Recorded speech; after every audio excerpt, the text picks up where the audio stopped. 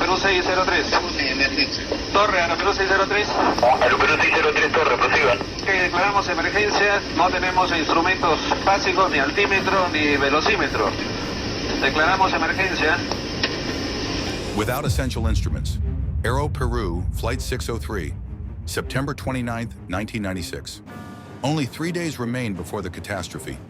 Dawn was breaking at Jorge Chavez International Airport in Lima.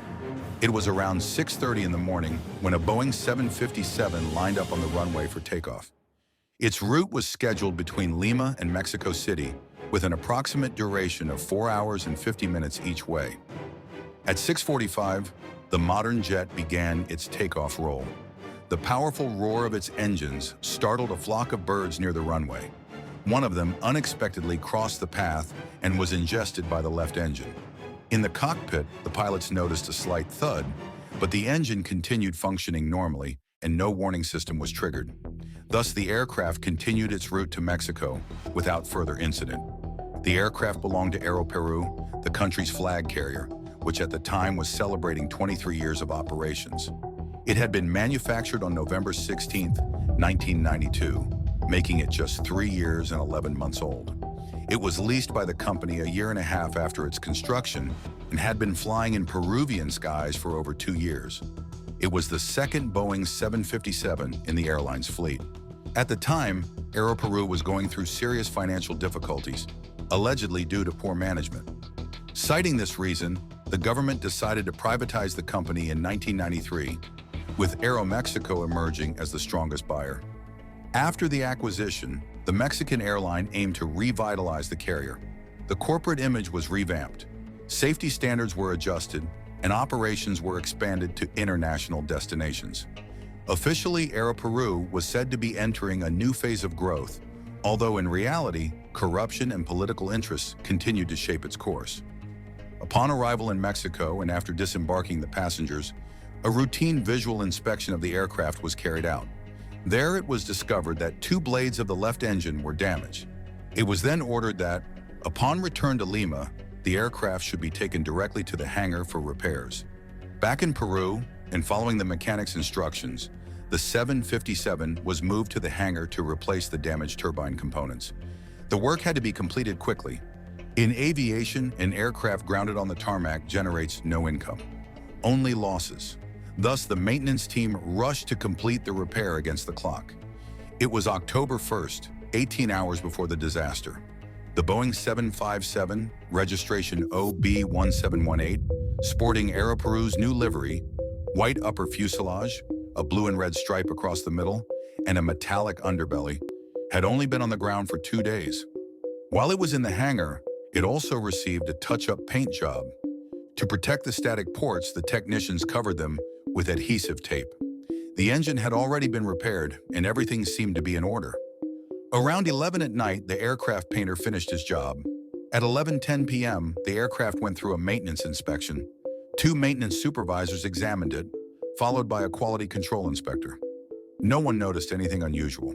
Around 11:50, the captain arrived for his pre-flight inspection. Using a flashlight, he walked around the aircraft's exterior, but also failed to detect any irregularities. After a long day in the hangar, the 757 was towed to the apron.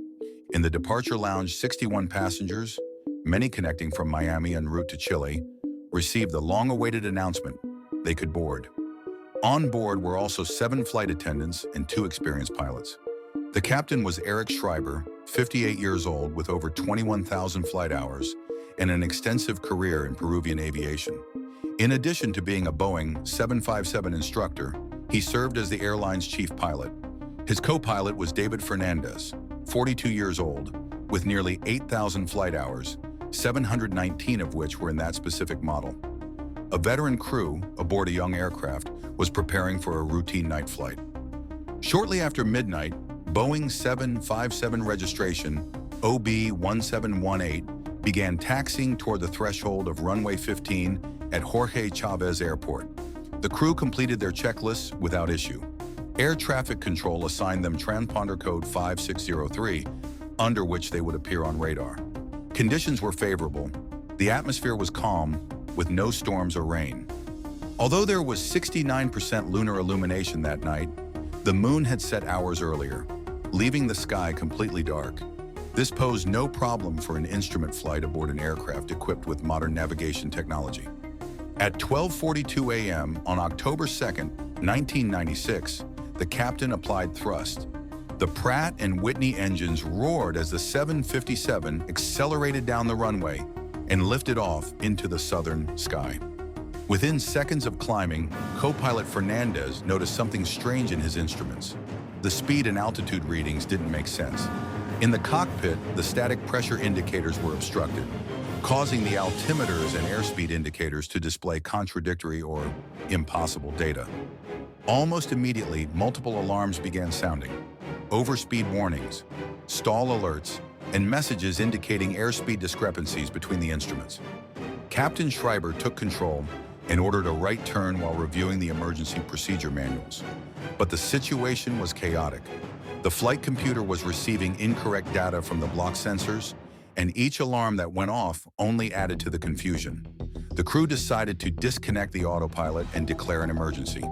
Lima, Aero Peru 603, we have an emergency. We've lost basic instruments, no altimeter, no airspeed indicators. From that moment on, in complete darkness and over the Pacific Ocean, the crew was flying without any reliable references. The Aero Peru 757 was moving away from the coast and out over the sea, while confusion in the cockpit continued to grow. The pilots couldn't agree on what was happening. The alarms were sounding non-stop, and the instruments were giving impossible readings. Co-pilot Fernandez was trying to stabilize the aircraft, but the indicators were showing contradictory numbers. At times, they seemed normal, giving the crew brief moments of confidence, only to then return to absurd and conflicting values. The Lima area controller, observing the aircraft on radar, saw it as stable at around 10,700 feet. What he didn't know was that the radar was receiving the same faulty data coming from the 757 systems. In reality, the plane was in a continuous descent toward the ocean. Each time the dynamic pressure in the block sensors changed, the airspeed indicators became even more erratic, sometimes displaying overspeed, other times indicating a stall. This triggered opposite alarms simultaneously, overspeed warnings alongside stall alerts. Convinced at times that the aircraft was at risk of stalling, the captain pulled the nose up sharply, but in doing so, without realizing it, he was actually steepening the descent angle. The ground proximity warning system, a GPWS, began to sound. Terrain, terrain, pull up, pull up. But the crew, overwhelmed by the flood of alarms, believed it was just another false warning from the faulty instruments. They chose to ignore it. Is there any aircraft that can assist us to confirm our speed and altitude? But at that moment, there was no other aircraft nearby that could provide visual confirmation. They were alone, in the total darkness of the Pacific, trying to fly without essential data. Inside the cockpit, the tension was unbearable. The alarms wouldn't stop, and every attempt to correct the flight only made things worse. Although the instruments showed that the plane was level, in reality it continued descending toward the sea. Exhausted, the co-pilot requested support from ATC Lima 603. We have no basic instruments, no altimeter or airspeed indicators. We are declaring an emergency. The controller tried to help, but the radar was also displaying faulty information. According to the screen, the 757 was still at nearly 10,000 feet, when in truth it was descending dangerously. Suddenly, the GPWS issued its warning. Whoop, whoop, pull up, pull up! The captain raised the nose. The aircraft climbed for a few seconds, but soon a false overspeed warning appeared, sowing more doubt. They disengaged the autopilot and tried to continue manually, but without real references, everything was chaos. The descent became inevitable. The cockpit was overwhelmed with alarms and voices urging calm. In the darkness, with no visible horizon, it was impossible to tell the sky from the sea.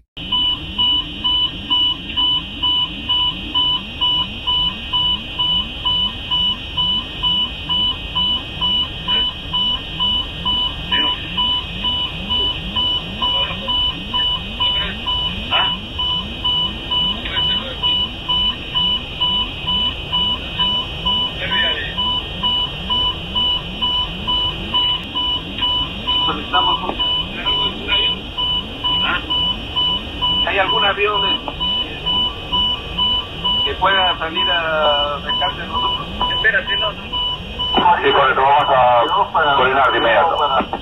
Está coordinando de inmediato. Estaría listo para 6 minutos para proceder a ayuda. 2 mile terrain. 2 mile terrain. 2 mile terrain. 2 mile terrain. 2 mile terrain. 2 mile terrain. 2 mile terrain. 2 mile terrain. 2 mile terrain. Wind shear. Wind shear. Wind shear. No lo entiendo. 2 mile Se terrain. menciona que está efectuando 2 el mile terrain. Está circulando hacia el oeste. Estamos rumbo 250, pero estamos yendo hacia el mar porque tenemos mensaje de terreno, a darme terrenos. Sí, afirmativo, se menciona que está a 42 días volando con rumbo hacia el oeste, rumbo 250, hacia el oeste. Estamos sobre el agua, ¿no es cierto? 2 mile terrain. 2 mile Sí, terrain. correcto. ¿Cuál es la altura que indica el avión que tiene 2 mile terrain. 2 mile terrain. 2 mile terrain. 2 mile terrain. 2 mile terrain. 2 mile terrain. 2 mile terrain. 2 mile terrain. 2 mile terrain. 2 mile terrain. 2 mile terrain. 2 mile terrain. 2 mile terrain. 2 mile terrain. 2 mile terrain. Estamos impactando en agua. 2 mile terrain. 2 mile terrain. 2 mile terrain. 2 mile terrain. 2 mile terrain. 2 mile terrain. At 1:11 a.m. on October 2nd, 1996, Aero Peru's Boeing 757 crashed into the Pacific Ocean, just 29 minutes after takeoff. There were no survivors among the 70 people on board, 61 passengers and 9 crew members. The investigation concluded that the static ports had been left covered with adhesive tape after maintenance. This rendered the flight instruments useless. The error went undetected during pre-flight checks, and Boeing had no procedure in place for this specific type of emergency.